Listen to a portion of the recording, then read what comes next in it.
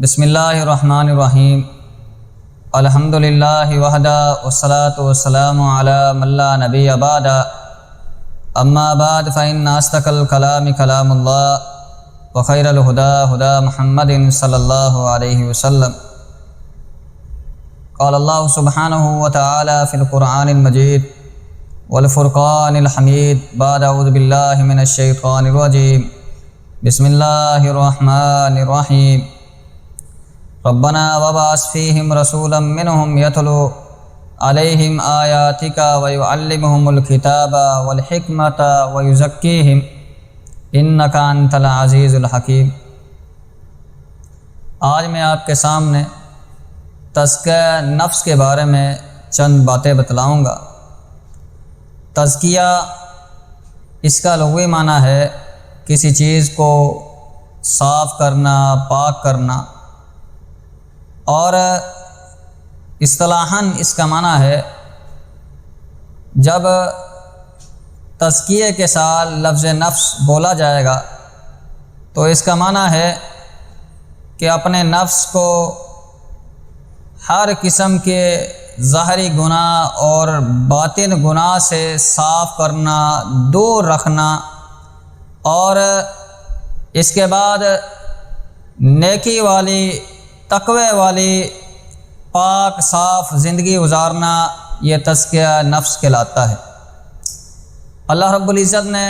سورۃ بقرہ میں فرمایا، سیدنا ابراہیم علیہ السلام دعا کر رہے ہیں، ربنا وابعث فیہم رسولا منہم یتلو علیہم آیاتک، اے اللہ اس قوم کے اندر ایک ایسا رسول بھیج جو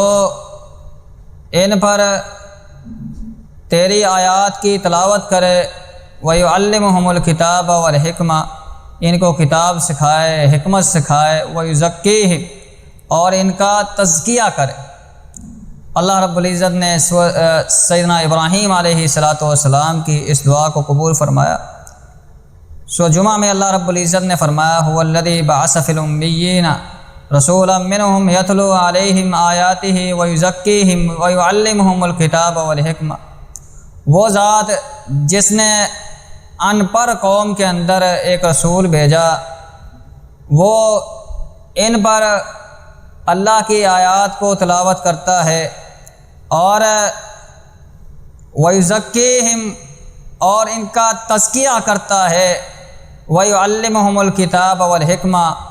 اور ان کو کتاب اور حکمت سکھاتا ہے۔ اسی طرح ایک اور مقام پر اللہ رب العزت نے فرمایا سورۃ آل عمران میں، لَقَدْ مَنَّ اللَّهُ عَلَى الْمُؤْمِنِينَ إِذْ بَعَثَ فِي الْأُمِّيِّينَ رَسُولًا مِّنْ أَنفُسِهِمْ يَتْلُو عَلَيْهِمْ آيَاتِهِ وَيُزَكِّيهِمْ وَيُعَلِّمُهُمُ الْكِتَابَ وَالْحِكْمَةَ۔ ان آیات میں اللہ رب العزت نے نبوت کے 4 فرائض ذکر کیے ہیں۔ ایک اللہ کی کتاب کی تلاوت کرنا، دوسرا لوگوں کو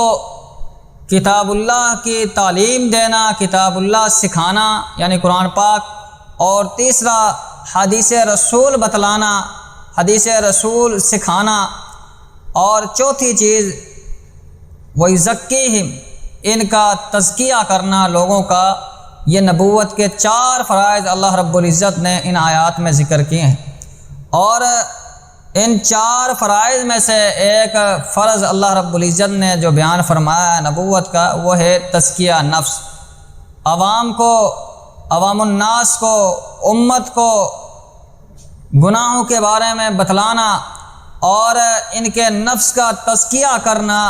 یہ رسول اکرم صلی اللہ علیہ وسلم کے نبوت کے فرائض میں سے ایک فریضہ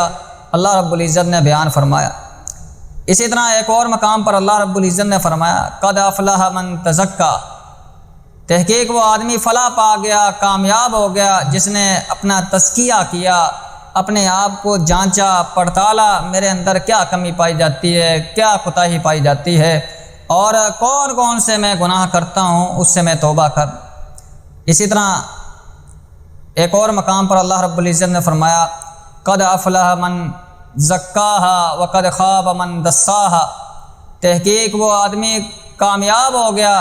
جس نے اپنا تزکیہ کر لیا۔ سادے اور سلیس تزکیے کے معنی یہ ہے اپنے گریبان کی طرف جھانکنا اور دیکھنا کہ میرے اندر کون کون سی کمیاں پائی جاتی ہیں، کون کون سی وہ نافرمانیاں ہیں جو میں اللہ اور اس کے رسول کی کرتا ہوں۔ تنہائی میں بیٹھ کر اپنے گناہوں کی اللہ سے معافی مانگنا اور ہمیشہ کے لیے توبہ طائب ہو جانا، توبہ کر لینا، اس کے بعد اس قسم کا کوئی گناہ نہ کرنا، یہ تزکیہ نفس ہے۔ سیدنا عمر رضی اللہ تعالیٰ عنہ فرماتے ہیں حاسبوا قبل ان تحاسبوا، اپنا محاسبہ کر لو، اپنے آپ کو جانچ پڑتال لو اچھی طرح قبل اس سے کہ تمہارا محاسبہ ہو جائے، اللہ کی بارگاہ میں تم پہنچ جاؤ اور تم سے جانچ پڑتال ہو، پوچھا جائے بندے یہ گناہ کیوں کیا، یہ کام تو نے کیوں کیا، تو اس وقت کوئی ہمارے پاس جواب نہیں ہوئے۔ اسی طرح رسول اکرم صلی اللہ علیہ وسلم کی حدیث ہے، آپ علیہ الصلاۃ والسلام نے فرمایا، صحیح بخاری کے اندر آتا ہے، فرمایا ان المؤمن یری ذنوبہ کأنہ قائد تحت جبل، جب مومن گناہ کرتا ہے وہ گناہ کو ایسا خیال کرتا ہے، ایسا تصور کرتا ہے گویا کہ وہ ایک پہاڑ کے نیچے بیٹھا ہوا ہے، اور جب وہ گناہ کرے گا ان یقع علیہ، وہ پہاڑ اس آدمی کے اوپر گر جائے گا، اتنا اس مومن آدمی کو خوف ہوتا ہے جو گناہ کرتا ہے اور گناہ کا خیال اپنے ذہن کے اندر تصور کرتا ہے مومن بندہ۔ اور جو کافر ہے وَإِنَّ الْفَاجِرَ، اور جو فاجر ہے گناہ گار ہے، یری ذنوبہ کذباب مر علی انفہ، وہ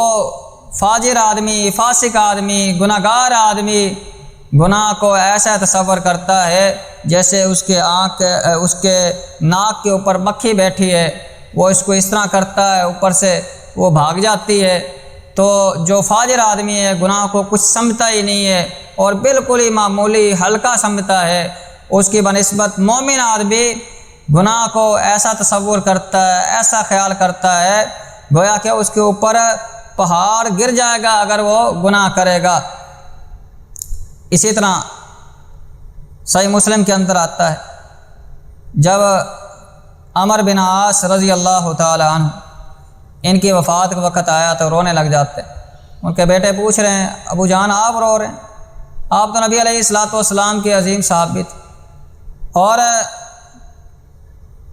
آپ نے نبی علیہ الصلاۃ والسلام کے ہاتھ پر اس شرط پر بیعت کی تھی اللہ آپ کے سارے گناہوں کو معاف فرما دے۔ تو عمر بن عاص رضی اللہ تعالیٰ عنہ فرماتے ہیں میں نے اپنی زندگی کو 3 حصوں میں تقسیم کیا، ایک وہ حصہ کہ جب میں کافر تھا، اگر اس حالت کے اندر میں فوت ہو جاتا ہے حالت کفر کے اندر تو میں نے سیدھا جہنم میں جانا تھا۔ دوسرا میری زندگی کا وہ حصہ جب نبی علیہ الصلاۃ والسلام حیات تھے، زندہ تھے، اگر اس وقت میں فوت ہو جاتا نبی علیہ الصلاۃ والسلام مجھے میرا جنازہ پڑھاتے، مجھے خوشی ہونی تھی، میں نے جنت کے اندر جانا تھا۔ اور تیسرا میری زندگی کا حصہ اب نبی علیہ الصلاۃ والسلام کی وفات کے بعد اللہ نے ہم کو مال وافر دے دیا اور بہت زیادہ خوشحالی مل گئی، فروانی مل گئی، مجھے خطرہ ہے کہ اللہ رب العزت نے ہماری نیکیوں کی صلاح ہم کو دنیا میں نہ دے دیا، تو اس وجہ سے میں رو رہا ہوں، اب مجھے پتہ نہیں ہے کہ میں نے کہاں جانا ہے۔ یہ صحابی رسول ہیں سیدنا عمر بن عاص رضی اللہ تعالیٰ عنہ، ان کی کیا کیفیت۔ اسی طرح نبی علیہ الصلاۃ والسلام کے ایک اور صحابی ہیں سیدنا عبداللہ ابن مسعود رضی اللہ تعالیٰ عنہ، وہ کہتے ہیں کہ اگر میں تصور کروں کہ میں نے 24 گھنٹے کے اندر یعنی ایک دن کے اندر ایک گناہ کیا تو سال میں 365 دن ہیں اور میری عمر 60 سال ہے، تو میں نے 60 سال میں کتنے گناہ کیے ہوں، یعنی فکر ہے اور اس بات کی فکر کھائی جا رہی ہے کہ مجھ سے کتنے گناہ ہو گئے ہوں۔ اور اسی طرح رسول اکرم صلی اللہ علیہ وسلم کے ایک صحابی ہیں، صحیح مسلم کے اندر آتا ہے، حضرت حنظلہ رضی اللہ تعالیٰ، جب گھر جاتے ہیں اور ایک دن اچانک ہی گھر سے نکل آتے اور کہتے ہیں کہ حنظلہ کافر ہو گیا۔ تو راستے میں سیدنا ابوبکر صدیق رضی اللہ تعالیٰ عنہ ملتے، پوچھتے کہاں جا رہے ہو؟ کہتے اللہ کے رسول صلی اللہ علیہ وسلم کے پاس جا رہا۔ پوچھا کیوں جا رہے ہو؟ کہا کہ حنظلہ سمجھو کہ کافر ہو گیا۔ کیوں؟ فرمایا کہ جب ہم گھر کے اندر آتے ہیں، رسول اکرم صلی اللہ علیہ وسلم کی مجلس سے اٹھ کر آتے ہیں، تو ہم اپنے بیوی بچوں کے اندر مشغول ہو جاتے ہیں، اپنے مال کے اندر مشغول ہو جاتے ہیں، ہمارے ایمان کی وہ کیفیت نہیں ہوتی جو رسول اکرم صلی اللہ علیہ وسلم کے ساتھ تھی، آپ کی موجودگی میں ہوتی ہے۔ تو ابوبکر صدیق رضی اللہ تعالیٰ عنہ فرماتے ہیں مجھے بھی اس فکر نے گھر سے نکال دیا، تو چلیں ہم رسول اکرم صلی اللہ علیہ وسلم سے سوال کرتے ہیں۔ دونوں جاتے ہیں اور رسول اکرم صلی اللہ علیہ وسلم کو بتلاتے ہیں اللہ کے رسول صلی اللہ علیہ وسلم ہمارے ساتھ یہ ماجرا پیش آتا ہے اور یہ ہماری کیفیت ہوتی ہے جب ہم گھر کے اندر جاتے ہیں۔ تو آپ علیہ الصلوۃ والسلام نے فرمایا کہ اگر تمہاری یہی کیفیت رہے، اتنا ہی تمہارے اوپر خوف رہے، تو اللہ کے فرشتے تم سے مصافحہ کریں، سلام کریں۔ اسی طرح جب بندہ سچے دل کے ساتھ توبہ طائب ہو جاتا ہے، اپنے گناہوں کی معافی مانگ لیتا ہے، اللہ رب العزت نے فرمایا انما يعمل السوء بجہالہ ثم يتوبون من قریب فاولئک یتوب اللہ علیہم۔ وہ لوگ جو گناہ کرتے ہیں، گناہ ان سے ہو جاتے ہیں، پھر جلدی وہ اللہ کی طرف رجوع کر لیتے ہیں اور پلٹ آتے ہیں، اپنے گناہوں کی معافی مانگ لیتے ہیں، یہی وہ لوگ ہیں جن کے گناہوں کو اللہ رب العزت معاف فرما دیتا ہے، ان کی توبہ کو قبول کر لیتا ہے۔ بنی اسرائیل کا ایک واقعہ مشہور واقعہ ہے، بخاری شریف میں بھی دیگر کتابوں میں بھی آتا ہے۔ ایک آدمی تھا بنی اسرائیل میں، اس نے اپنے بیٹوں کو یہ وصیت کی تھی کہ جب میں مر جاؤں، فوت ہو جاؤں، تو میرے جسم کو جلا دینا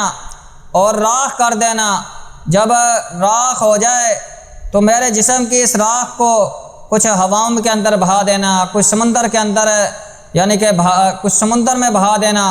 اور کچھ ہواؤں میں اڑا دینا۔ تو بیٹوں نے اس وصیت پر عمل کیا، اس کی وفات کے بعد ایسے ہی کیا۔ جب اس کا جسم وہ جل گیا، جلنے کے بعد خاک ہو گیا، تو اس کی خاک کو اٹھاتے ہیں، کچھ سمندر کے اندر بہا دیتے ہیں اور کچھ ہواؤں میں اڑا دیتے ہیں۔ تو اللہ رب العزت نے اس آدمی کے جسم کو اکٹھا کیا، ہواؤں کو حکم دیا سارے کے سارے اس کے ذرات کو اکٹھے کرو، اور اسی طرح پانی سمندر کو حکم دیا، تو سمندر کے سے جتنے بھی ذرے تھے سارے اللہ رب العزت نے اس کے اکٹھے کیے، اور پھر اللہ رب العزت نے اس کا جسم بنا کے اس سے پوچھا لما فعلت ذلک، تو نے یہ کیوں کیا تھا؟ تو یہ آدمی کہتا ہے من خشیتک، اللہ تیرے خوف کی وجہ سے، تیرے ڈر کی وجہ سے، میں نے کبھی کوئی نیکی کی نہیں تھی تو مجھے ڈر تھا، تیرا خوف تھا۔ تو اللہ رب العزت نے اس آدمی کے اس عمل کی اتنی قدر کی، فغفر اللہ لہ، اللہ رب العزت نے اس آدمی کو معاف فرما دی۔ تو جب بندہ پکے سچے دل سے اپنے گناہوں پر شرمندہ ہوتا ہے، نادم ہوتا ہے، تنہائی میں بیٹھ کر بندہ اپنا تزکیہ نفس کرتا ہے، اپنے گریبان کی طرف جھانکتا ہے کہ اس کے اندر کون کون سے گناہ پائے جاتے ہیں، تو اللہ رب العزت اس آدمی کو معاف فرما دیتے ہیں۔ یہ ہے تزکیہ نفس۔ اللہ سے دعا ہے اللہ رب العزت ہم کو اپنا تزکیہ نفس کرنے کی توفیق عطا فرمائے۔ اقول قولی ھذا واستغفر اللہ الذی ولکم ولسائر المسلمین، والسلام علیکم ورحمۃ اللہ وبرکاتہ۔